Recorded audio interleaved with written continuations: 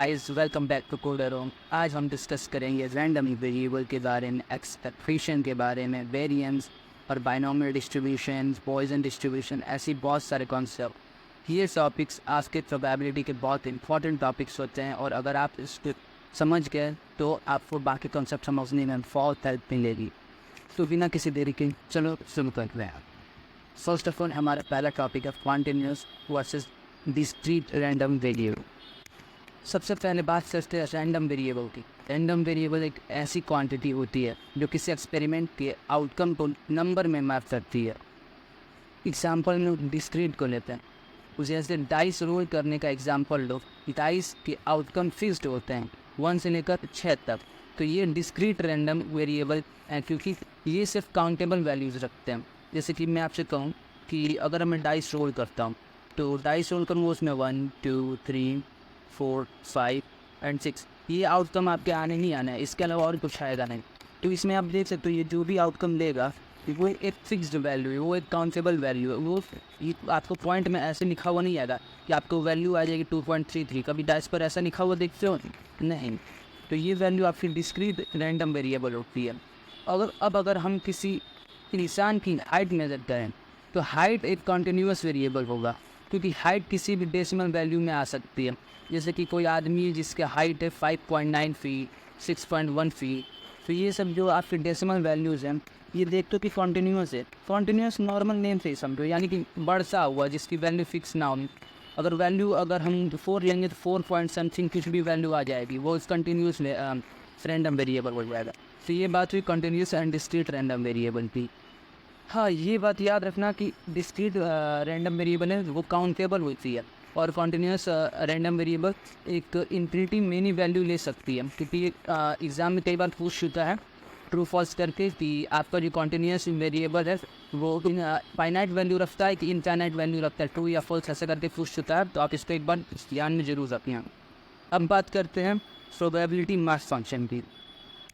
तो प्रोबेबिलिटी को एक्सप्रेस करने का एक तरीका प्रोबेबिलिटी मास फंक्शन यानी कि पीएमएफ, बहुत जगह इसको पीएमएफ भी सिर्फ लिख देते हैं। तो इसकी पहले डेफिनेशन की बात करते हैं। पीएमएफ बताता है कि किसी भी पर्टिकुलर आउटकम की प्रोबेबिलिटी क्या होगी अगर एक डिस्क्रीट रैंडम वेरिएबल एस जिसकी वैल्यू x1, जैसे कि अगर मैं रख लेता हूँ कि कोई एक डिस्क्रीट रैंडम वेरिएबल है x1 x2 x3 so on xn तक, ठीक है। तो पीएमएस हमें हर वैल्यू की एक पीएसआई, इसकी मान लो कि अगर मैं पूछूं कि इस पीएक्सआई की प्रोबेबिलिटी क्या होगी तो हम इसको जनरली ऐसे डिनोट करते हैं p x equals to x i, और यहाँ पर आपकी वैल्यू होगी जैसे कि 1/3 1/6, ऐसे मतलब कोई भी एक प्रोबेबिलिटी होगी। तो ये होता है इसको डिनोट करने के लिए। अब जैसे कि मैं आपको एक एग्जांपल देता हूँ, मान लो एक फेयर डाइस रोल कर रहे हैं तो पी में ये बताएगा कि एक आने की प्रोबेबिलिटी कितनी है। तो अगर एक आने की प्रोबेबिलिटी, टोटल आउटकम कितने होते हैं? टोटल आउटकम होते हैं 6 और 1 आने की प्रोबेबिलिटी तो 1 हो जाएगी। तो ये अगर मैं आपको डिनोट करूँ ऐसे पी एक्स इक्वल्स टू 1, तो ये वैल्यू हो जाएगी 1/6। यही होता है पी एम एफ वैल्यू, ठीक है। अगर ग्राफिकल रिप्रेजेंटेशन की बात करें तो इसको हम प्लॉट कर सकते हैं एक्स एक्सिस पर, हम डाइस के आउटकम प्लॉट करेंगे और वाई एक्सिस पर उनकी प्रोबेबिलिटीज़ प्लॉट करेंगे।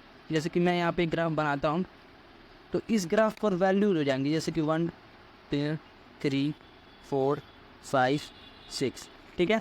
और यहाँ पर उसकी प्रोबेबिलिटी हो जाएगी। तो यहाँ पे मैं लिख लेता हूँ जैसे कि 1/4 1/2 3/4, और ये आपको मैक्स तक 1 तक ही जाएगी। 1 से आगे की प्रोबेबिलिटी होती नहीं है। मैं आपको एग्जाम्पल में बता सकता हूँ कि प्रोबेबिलिटी 0 से 1 के बीच में लाई करती है। तो इस तरह आप प्रोबेबिलिटी दिखा भी सकते हैं। जैसे कि 1 का 1/6 था, तो अगर 1/6 कहीं आएगा तो आप उसको लिख लेंगे, ठीक है। तो 1/6 उसका एक ग्राफ बना देंगे। सिमिलरली 1/6 सबका ही होगा क्योंकि भाई इसमें आपका जो होता है वो इंडिपेंडेंट होता है। तो अब बात करते हैं क्यूमुलेटिव डिस्ट्रीब्यूशन फंक्शन की। तो देखो cumulative distribution function cumulative probability को बताता है। जैसे कि अगर मैं बात करूँ एक्स की, तो एक्स की छोटी वैल्यू, जैसे कि अगर मैं अभी तक बात कर रहा था कि ये है 1/6, इसको मैं इरेज कर लेता हूँ। हालांकि आपको ग्राफ से ज़्यादा समझ में आएगा क्यूमुलेटिव डिस्ट्रीब्यूशन। देख ये ग्राफ है, यहाँ पे 1 2 3 4 5 6, यहाँ पर 1/6 3/6 1/3 4/6 5/6 एंड ये 1 तक। तो देखो पहले आने की 1 आने की प्रोबेबिलिटी कितनी थी इसकी 1/6। अब भी 2 आने की प्रोबेबिलिटी वो भी 1/6 है, लेकिन इस 1/6 के बाद उसकी 1/6 जो वैल्यू होगी वो होगी आपकी 2 आने की प्रोबेबिलिटी। ये होती है क्युमुलेटिव डिस्ट्रीब्यूशन फंक्शन। ठीक है, मैंने क्या बोला, पहले आने की प्रोबेबिलिटी तो आपकी 1/6 थी, लेकिन इसके बाद जो 2 आने की प्रोबेबिलिटी वो भी 1/6 है, कि इसमें जो 1/6 थी उसको और जोड़ देंगे। वैसे ही 3 आने की प्रोबेबिलिटी भी 1/6 थी, लेकिन इस वैल्यू के बाद से आप वापस 1/6 की वैल्यू को जोड़ दोगे तो हो जाएगी 3 आने की प्रोबेबिलिटी। वैसे ही 3 यहाँ पे आ गया आपका 1/6 वैल्यू। 4 आने की भी प्रोबेबिलिटी 1/6 थी, तो इसके बाद आपका वापस 1/6 वैल्यू जुड़ जाएगा और ये टोटल वैल्यू हो जाएगी वो 4 की वैल्यू हो जाएगी। वैसे ही 5 में सेम 1/6 जोड़ दोगे। इसी तरह आपका क्युमुलेटिव डिस्ट्रीब्यूशन फ्रीक्वेंसी जो मतलब फंक्शन जो होती है वो बढ़ती जाती है, और ये जाके कहाँ पे रुकती है, ये जाके रुकती है 1 पर, क्योंकि ओवरऑल जो आपका प्रोबेबिलिटी का जो समेशन होता है वो 1 होता है। तो ये हो गई क्युमुलेटिव डिस्ट्रीब्यूशन फ्रीक्वेंसी फंक्शन की बात। अब देखते हैं एक्सपेक्टेशन। तो एक्सपेक्टेड वैल्यू क्या होती है, सिंपल टर्म में ये लॉन्ग रन एवरेज होता है, जो हमें बताता है कि अगर हम कोई एक्सपेरिमेंट बहुत बार रिपीट करें तो उसका एवरेज आउटकम क्या होगा। जैसे कि इसका फार्मूला देख लो, फार्मूला क्या होता है, sigma of outcome value multiply by probability of outcome. Example में क्या है, अगर एक डाइस को रोल करते हैं तो एक्सपेक्टेड वैल्यू क्या क्या होगी, तो इसके लिए टेबल बनाना बहुत ज़रूरी होता है। तो यहाँ पे एक टेबल बना ले, ठीक है। यहाँ पे 1 आने का 1/6 था, ठीक है। 2 आने का भी 1/6 था, 3 आने का भी 1/6 था, 4 आने का भी 1/6 था, 5 आने का भी 1/6 था, इसी तरह 6 आने का भी 1/6 था। अब देखो क्या होता है, मैंने यहाँ पे क्या बोला, आउटकम वैल्यू, जो कि आउटकम आने वाला था वैल्यू वो है 1 यहाँ पर, ठीक है। आउटकम वैल्यू 1, यहाँ पे इसको डिनोट करते हैं x से, इसको डिनोट करते हैं px से, ठीक है। तो आउटकम वैल्यू क्या थी हमारी 1 मल्टीप्लाई बाई 1/6 प्लस, क्योंकि सिग्मा लगा हुआ है, आउटकम वैल्यू यहाँ पे 2 multiply by 1/6 plus outcome value है अब 3 इंटू 1/6। वैसे ही आप सबको ऐड करते जाओगे 6 इंटू 1/6। अब इसको आप सम करोगे तो ये आपकी जो वैल्यू होगी वो लगभग 3.5 आएगी। ये होता है आपकी एक्सपेक्टेड वैल्यू, यानी कि अगर आपकी जो भी आपका आउटकम है बार बार आप इसको परफॉर्म करोगे तो उसका जो एवरेज आउटकम होगा वही आपका एक्सपेक्टेड वैल्यू होता है। इसको एक और फार्मूले से डिनोट करते हैं हम, सेम फार्मूला होता है, बस उसको रिप्रेजेंट करने का तरीका दूसरा होता है, वो होता है x/px, यानी कि प्रोबेबिलिटी जो फंक्शन आपका आने वाला था, जो आपका आउटकम था उसका जो प्रोबेबिलिटी था वो होता है px, और जो आउटकम है वो होता है आपका x। इस तरीके से भी उसको डिनोट करते हैं। अब बात करते हैं वेरिएंस की। तो वेरिएंस एक रैंडम वेरिएबल की स्प्रेड को मेज़र करता है, ये बताता है कि एक्चुअल आउटकम एक्सपेक्टेड वैल्यू से कितना दूर होता है। जैसे कि इसका फॉर्मूला आप देख सकते हैं, वेरिएंस x इक्वल्स टू ई, ये थोड़ा गलत लिखा हुआ, उसको ऐसे लिखवा,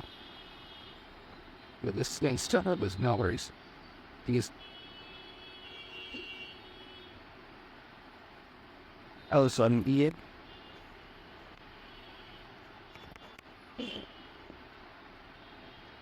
एक फार्मूला ये भी होता है, ऑल इसे चेक कर लेना, ये गलत है।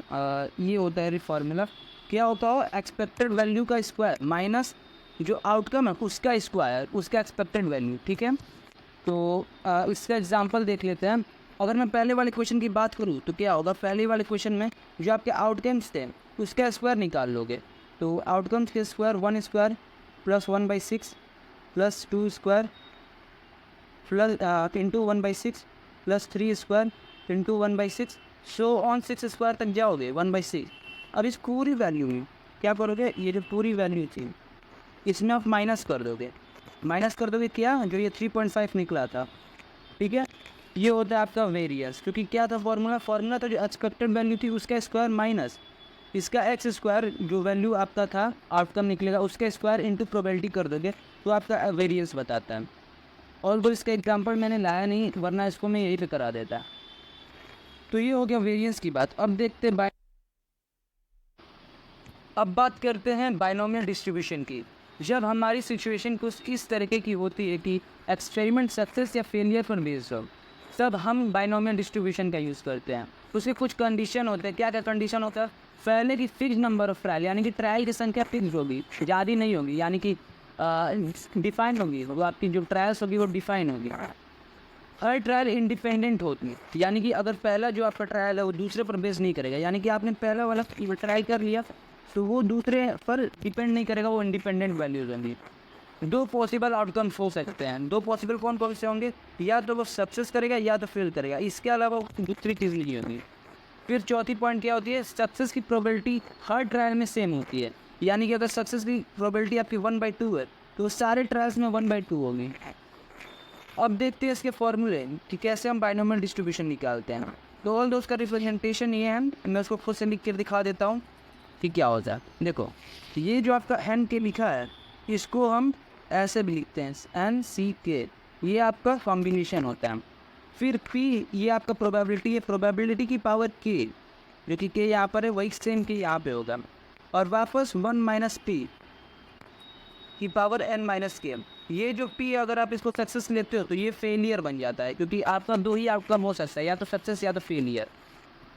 तो अब इस पर देखते हैं कि एक क्वेश्चन, जैसे कि मैं आपको कहूँ कि अगर कोई काम अगर मैं डाइस रोल कर रहा हूँ और इसमें 4 आने की प्रोबेबिलिटी जो है वो है 1/6, तो 4 ना आने की प्रोबेबिलिटी हो जाएगी 5/6। 1/6 करोगे तो 5/6, तो ये आपका हो जाएगा सक्सेस और ये हो जाएगा आपका फेलियर। और मैं कहूँ कि इसी काम को आप 3 बार कर रहे हो और 3 बार कर रहे हो और सक्सेस आने की सक्सेस जो है आपसे 2 बार है। क्या बोला मैंने?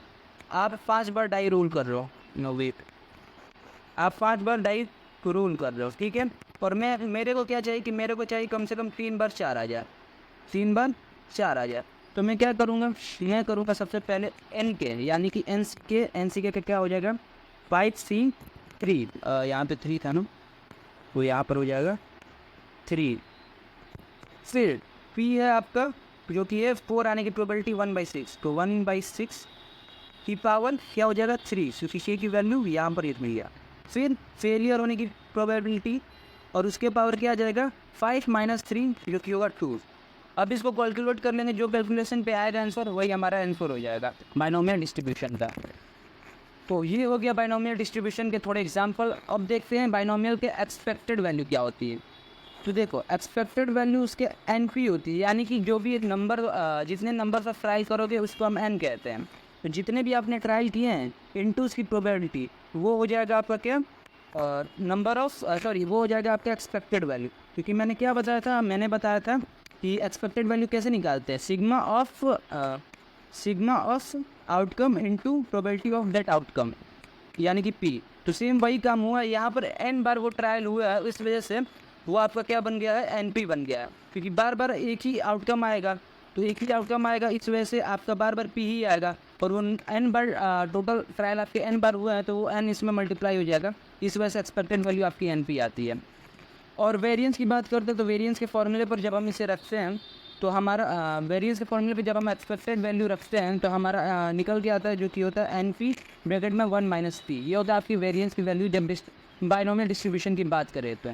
ऑल तो वेरिएंस की वैल्यू चेंज होती है जब जब दूसरे डिस्ट्रीब्यूशन आते हैं। तो आपको ये चीज़ याद रखनी पड़ेगी कि एक्सपेक्टेड वैल्यू बाइनोमियल डिस्ट्रीब्यूशन के लिए क्या है और वेरिएंस वैल्यू बाइनोमियल डिस्ट्रीब्यूशन के लिए क्या है। अब देखते हैं हाइपर जियोमेट्रिक डिस्ट्रीब्यूशन, जो कि ऑल तो बहुत कम पूछा जाता है, लेकिन ये हमारे सिलेबस में है, तो एक बार इस पर भी नज़र मार देते हैं। तो गाइस, हाइपर जियोमेट्रिक डिस्ट्रीब्यूशन को समझने के लिए हम एक एग्जांपल लेते हैं। सपोज़ करो आपके पास एक ग्रुप है, वेट, हाँ, आपके पास एक बॉल का ग्रुप है, ठीक है, जिसमें 2 कलर हैं और ये कलर A और B वाला थोड़ा स्पेसिफिक है, ठीक है।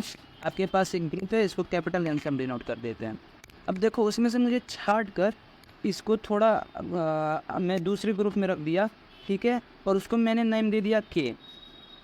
इसमें से मैंने कुछ बॉल्स को छाट कर दूसरे ग्रुप में रख दिया, उसको मैंने नेम दे दिया K।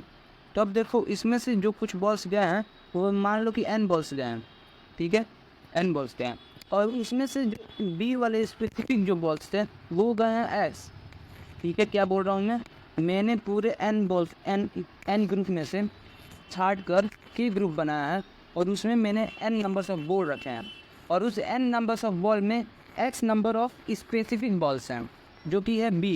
सपोज़ करो मैं आपको एक एग्जांपल देता हूँ, ठीक है। आपके पास एक बॉक्स है जिसमें 10 रेड बॉल्स हैं, ओके, 10 रेड बॉल्स हैं और 20 ब्लू बॉल्स हैं। क्या क्या बोला मैं से लिख देता हूँ। 10 रेड बॉल्स हैं, 20 ब्लू बॉल्स हैं। आपको 5 रैंडम बॉल्स सेलेक्ट करनी है, ठीक है। यहाँ पर जो एन की वैल्यू हो गई है वो हमारी हो गई है 5, और टोटल जो एन बोल रहा था मैं कैपिटल एन वो हो गया 30, और हमको चूज़ करने थे 5 रैंडम बॉल्स, ठीक है। अब मैं कह रहा हूँ कि मेरे को स्पेसिफिक चाहिए रेड बॉल्स, ठीक है, मेरे को स्पेसिफिक रेड बॉल्स ही चाहिए। तो वो स्पेसिफिक रेड बॉल्स क्या हो गया, हमारी एक्स की वैल्यू। तो वही ये सारी वैल्यूज़ जब हम अपने फार्मूले पे रखेंगे, और वो फार्मूला ये है कि यहाँ पे मैं लिख देता हूँ, ऑल्दो मुझे लग रहा है कि आपको दिख नहीं रहा होगा, तो क्या है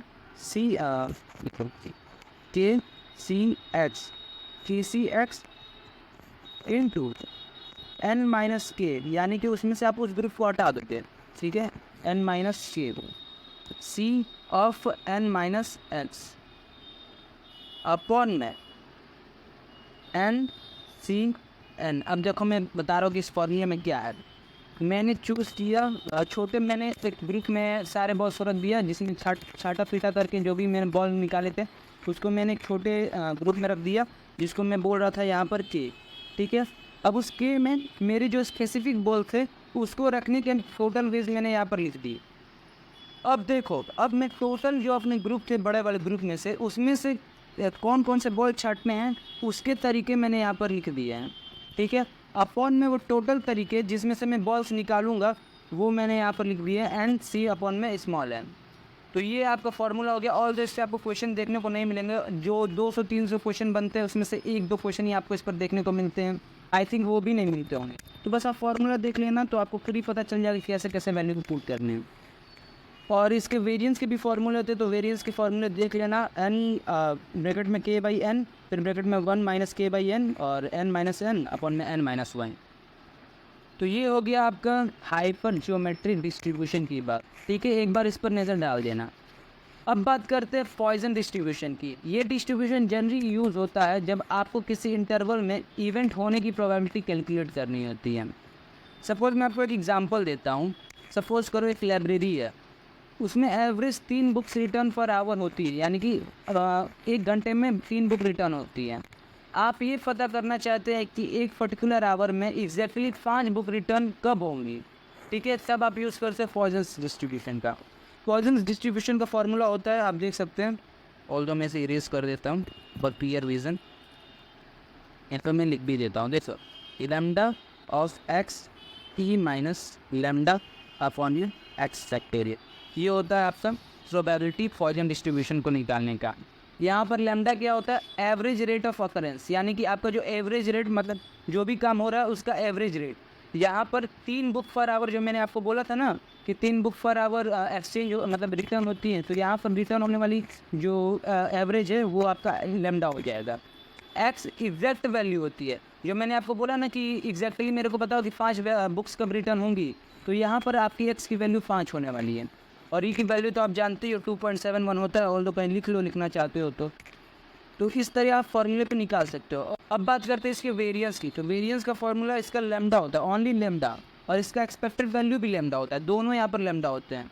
तो यहाँ पे आप लिख लो E equals to variance equals to lambda. ये होता है आपका पॉइजन्स डिस्ट्रीब्यूशन का एक्सपेक्टेड वैल्यू और वेरिएंस, ठीक है। यहाँ पर देख लो, मैंने उसको कैलकुलेट किया हुआ है कि मैं पूछा था कि 5 बुक कब रिटर्न होंगी एग्जैक्टली, तो एक्स की वैल्यू यहाँ पे मैंने 5 रखी थी, तो क्या हो गया, लैम्डा हमारा 3 गिवन था और 5 e की पावर -3 अपॉन में 5 फैक्टोरियल।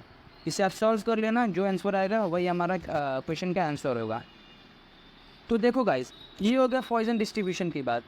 तो गाइज अब हमारा प्रॉब का चैप्टर एंड अप होने वाला ही है। इसके बाद कुछ 1-2 टॉपिक ही बचे होंगे, जैसे exponential distribution, uniform distribution, ETC। उसके बाद हमारा स्टेट 1 का एंड अप हो जाएगा, लेकिन प्रॉब के कुछ डेंजरस टेस्टिंग वाले टॉपिक्स बचे होंगे जो कि स्टेज 2 में देखने को मिलते हैं। ऑल दो इस सीरीज़ का एंड में क्वेश्चन की वीडियो आने वाली है, तो बी रेडी।